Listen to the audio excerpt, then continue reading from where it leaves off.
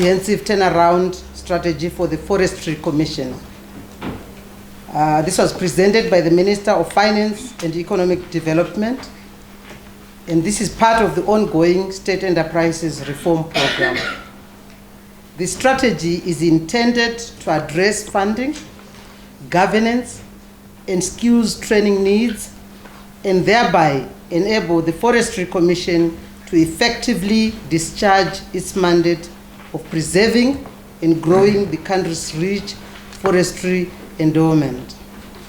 Cabinet approved as follows: to restructure and realign the Forestry Commission so that it can perform its core function on the conservation and management of the country's forestry reserve in contributing to the economic turnaround and attainment of Vision 2030.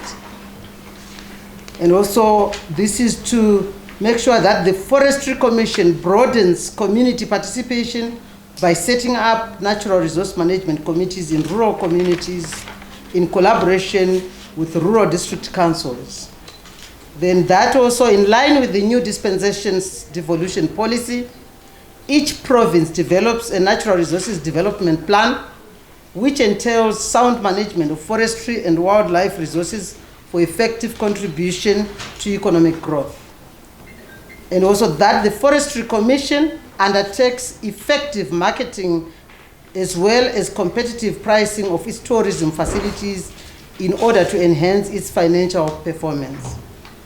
Cabinet further directed that the Forestry Commission urgently concludes its lease agreement with Allied Timbers and thereby expand its revenue base through lease fees. On its part, government will institute and coordinate measures to deal with the challenges of illegal settlers who exacerbate the depletion of forests and thereby undermine the operations of the Forestry Commission. This is about the Forestry Commission. Cabinet also noted with satisfaction the progress report on the operationalization of the Walvis Bay dry port facility in Namibia, and this update was presented by the Minister of Transport and Infrastructural Development. The dry port facility, which was officially inaugurated by His Excellency the President E.D. Mnangagwa on 26 July 2019, is set to commence operations mid-November 2019. The facility was established for purposes of cargo handling, storage, and freight logistics. Zimbabwe will derive tremendous benefits from the dry port through facilitation of the smooth flow of the country's imports and exports. Cabinet has since directed ministries and their agencies to commence using the facility, especially in view of the need to decongest traditional routes to the Mozambique and South African ports. Then Cabinet also received an update on the 18th Summit of the Heads of State and Government of Non-Aligned Movements.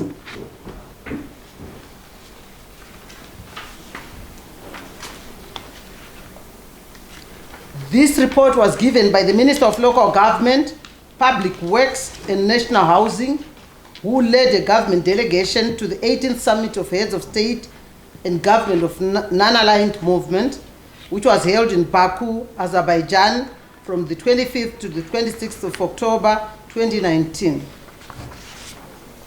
Cabinet noted the report with satisfaction amid indications that several countries spoke very strongly in solidarity with Zimbabwe and called for the removal of the sanctions that are stifling the country's economic development. Furthermore, the Republic of Azerbaijan extended offers for enhancing bilateral cooperation with Zimbabwe, and including through the provision of undergraduate and postgraduate scholarships under the NAM framework. In another boost for the country's engagement and re-engagement strategy, Cabinet further noted other offers of cooperation from the Republic of Serbia and looks forward to concrete actions in this regard. Generally, the summit highlighted the need to strengthen NAM's role in global efforts to address challenges that include inter alia, xenophobia, human trafficking, and illicit financial flows. Then Cabinet also received a report on the threat of strike action by civil servants. Following a statement issued by civil servants that they intend to go on strike to demand a review of their salaries, negotiations have been taking place between the Apex Council and the National Joint Negotiating Council. In the latest meeting that took place this afternoon, it has been agreed as follows. Government does not dispute the need to give a cost of living adjustment to its workers, but was faced with various competing national demands. These include payment of annual bonus that will take a significant portion of resources and due to restricted revenue inflows will be staggered between November and December 2019. And also the need to import grain to supplement grain reserves. Those are some of the various competing national demands. The need to support the Presidential Input Support Scheme by providing vulnerable households with agricultural input. Then the government was also subsidizing on transport through ZUPCO and the recent purchase of 15 additional public service buses.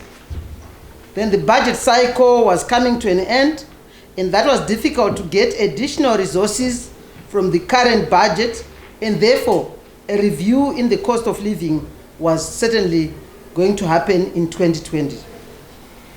The government team then indicated that government would be able to provide cushion through the payment of the annual bonus, which would be paid inclusive of allowances, contrary to the previous years where it was paid based on basic salary alone.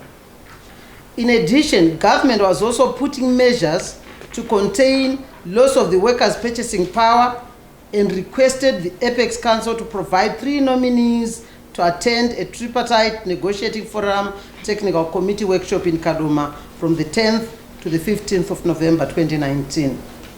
The workshop is aimed at coming up with a social contract that is aimed at bringing the social partners to a common position.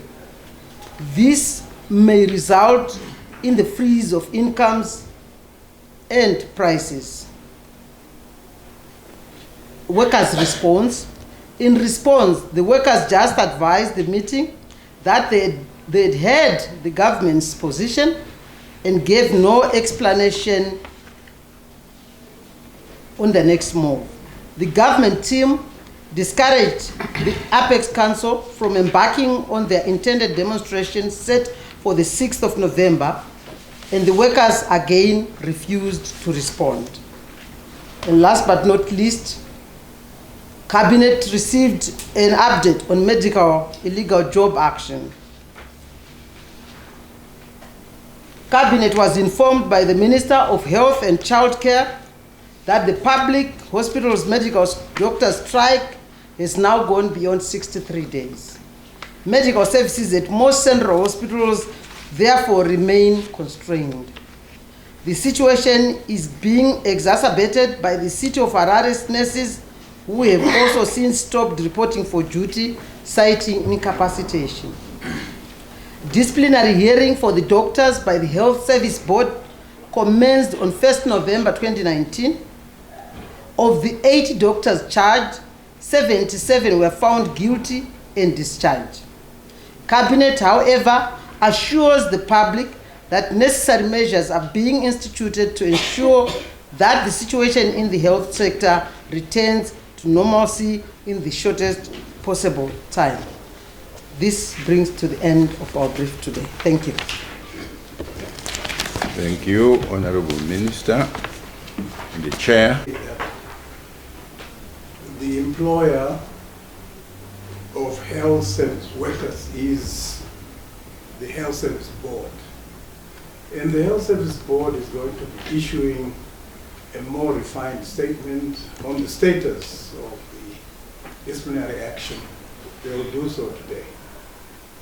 But with regards to what is going to be happening, you must realize that those doctors were not at work anyway. So the situation is the same without them being there, because they are not at work. You know, that's how simple I can be able to explain to you on how, regarding how the service is going to carry on. The service will be the same because those doctors were not at work anyway. I think the question was, are you employing other doctors? That's what his question. We are looking at the possibilities of ensuring that we provide a service appropriate. That's the best I can be able to say at this stage. We should be able to provide a service as we proceed, with these hearings, know exactly who wants to work and who doesn't want to work. But for now, the situation is there is no doctors who are coming at work except for those who we're very grateful about, who are providing emergency cover. So that's the situation. Thank you, Minister Dr. Moyo. The next question, in fact, the two. With the TNF. The TNF was put into legislation on the 5th of June 2019 by the President. Soon after that, we met to define the rules of engagement. So what's required in a TNF is that we need 7 members from labor, 7 from government, and also 7 from business. Now that has taken time to have 21 members all together. However, at a technical level, all these 7 members have to meet in clusters and agree on the next step forward. So that agreement is the social contract by all the parties involved. So the next step is that there is going to be a 3-day workshop at Kadoma, starting from the 14th of November, of all the social partners. And the main aim is to begin to really look into the socio-economic issues with the 3 partners involved. Then on the 18th of November, that will be the first TNF meeting, which I chair, and different ministers will be involved, especially the Minister of Finance, the Minister of Industry and Commerce. And it is at this meeting that we will discuss the key issues that's affecting the economy. Thank you for that question. Now, the second question is to do with the proposed protest or strike tomorrow by civil servants. Let me begin by saying that from the beginning of this year, the government has listened to the plight of civil servants, particularly to do with the deteriorating buying power. So from January to March, the government provided the cushioning allowance, which was a once-off, January to March. Then throughout this year, each time there's been some price hikes, we've also continued to listen. And as late as August, we gave 50% of everybody's salary. That was followed again by increasing the salary by 76.1%, so much that the lowest paid worker gets about 1,023. Going forward, we have listened again. As of today, this afternoon, the NJNC and the Apex Council met at midday. It was a long negotiating process, and what the government put forward was the fact that we are in the process of finalizing the budget. We only got November to December before the budget comes to an end for this year. And that, given the current national economy, we're looking at presidential inputs that are required. We're also looking at increasing our grain reserve. So it is a difficult time. However, we are still listening to the workers. So there will be a bonus. The bonus will be given as a staggered approach between the 2 months, November and December. And this bonus will also include allowances, unlike the other times when it was only basic salary. So, is there going to be a protest tomorrow?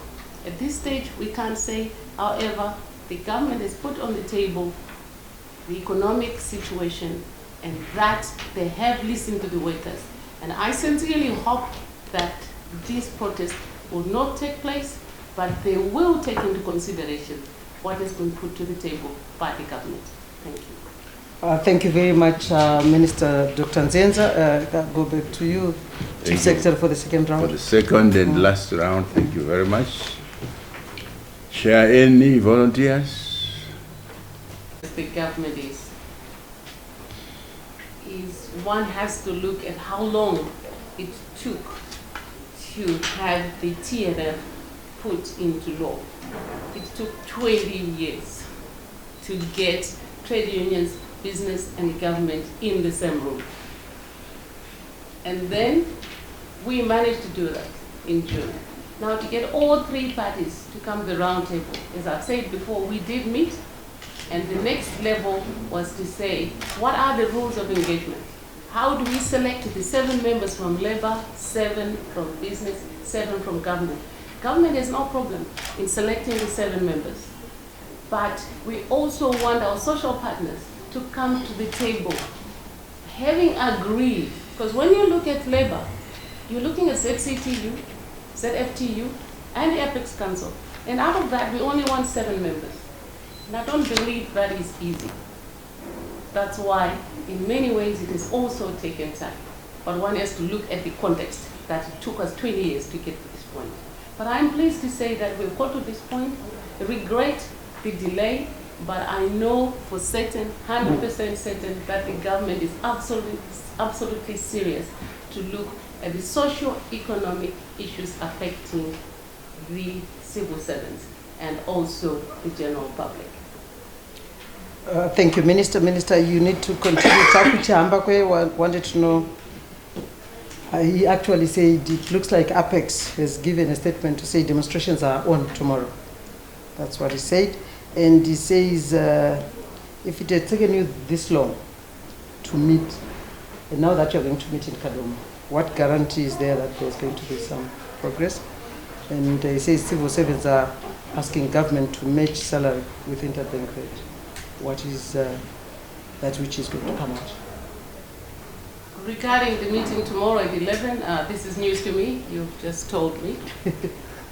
But I would really encourage the Apex Council to come to the negotiating table rather than go and protest. Secondly, what guarantee do I have regarding the meeting that will take in Kadoma that it will be successful? We are meeting with a hope that we will come to the table to discuss issues that are affecting the country. And I am positive that we'll come up with a solution. And for us to move forward in terms of meeting the demands of the civil servants, again, it's a continual process where I have dialogue with my counterpart, the Treasury. And so far, I would still want to reiterate that the government has continued to listen and will be providing bonuses this November, including allowances. Thank you. Well, Nyasha Nehanda, Minister, I think he asked a question which you have already answered.